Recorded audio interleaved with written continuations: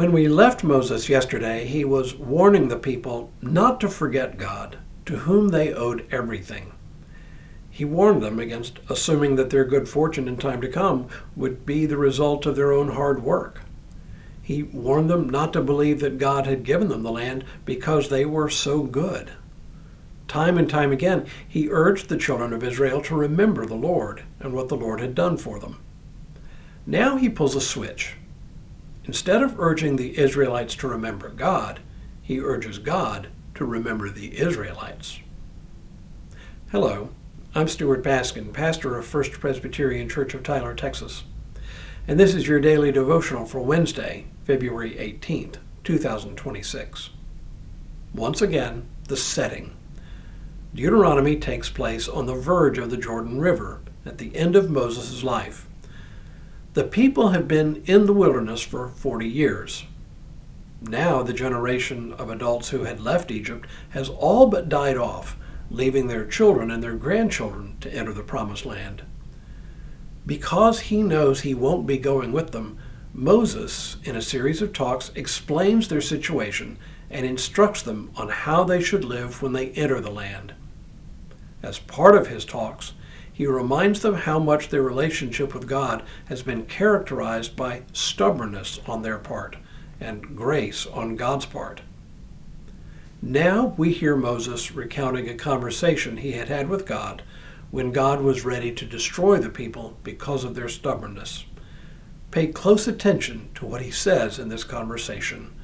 We read, "Throughout the 40 days and 40 nights that I lay prostrate before the Lord, when the Lord intended to destroy you, I prayed to the Lord and said, 'Lord God, do not destroy the people who are your very own possession, whom you redeemed in your greatness, whom you brought out of Egypt with a mighty hand. Remember your servants, Abraham, Isaac, and Jacob. Pay no attention to the stubbornness of this people, their wickedness and their sin. Otherwise the land from which you brought us might say, because the Lord was not able to bring them into the land that he promised them, and because he hated them, he has brought them out to let them die in the wilderness.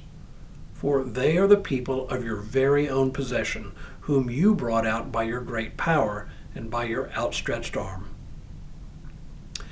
Moses has had to plead the case on behalf of the people in order to persuade God not to destroy them. Setting aside for a moment the clear implication that God could be persuaded to change his mind, it is the basis of Moses' appeal that is so interesting here. He says, "Remember your servants, Abraham, Isaac, and Jacob. Pay no attention to the stubbornness of this people." Remember, this is exactly the same language Moses has just used to instruct the people on how to live when they enter the Promised Land. They are to remember God and what God has done for them. Now Moses has to urge God to remember the patriarchs, Abraham, Isaac, and Jacob, with whom God had made a covenant. Sounds strange, doesn't it? But it's really not as strange as we might think. Moses is acting as an intercessor between the people and God. But, you say, we Presbyterians don't believe in intercessors. We don't pray to Mary or to the saints. We believe we can pray directly to God on our own. Well, this is true to a certain extent. Yet even in our prayers, we rely on Christ as our intercessor before God, and we certainly pray intercessions for one another and for others in the world. So Moses making intercession before God by urging God to remember his covenant with the patriarchs makes a lot of sense here. And just as urging the people to remember that God was not just about calling God to mind from time to time, but took concrete form in obedience to God's commandments, so now Moses' appeal to God to remember the patriarchs also took concrete form. In the first place, he called upon God to remember the relationship that God had initiated between himself and the people. He had redeemed them. Surely, a people worth redeeming was worth redeeming once again. But then he appeals to God's reputation, if you will, his vanity. Should God destroy the people? If he did, The Egyptians and others would surely ridicule God as being unable to bring them successfully into the promised land. God's reputation in the world, Moses seems to say, is now tied up with Israel's success or failure. I doubt any of this means that God ever forgot the children of Israel or the patriarchs in the first place, but sometimes it helps to be reminded why someone is so special to us. Let me put this in more human terms. Often the people we get crossways with are the people we are the closest to. In counseling some couples who've hit a hard patch, sometimes I have found it useful to have each one tell me why they fell in love with the other person in the first place.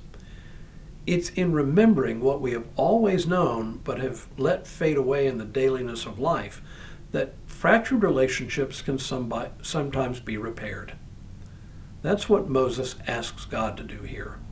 Remember why God has always cherished this people. And it is in remembering these things that God continues to cherish even us, even when we are at our most unlovable. Now may God continue to bless you and keep you in all that you do this day and in all the days ahead.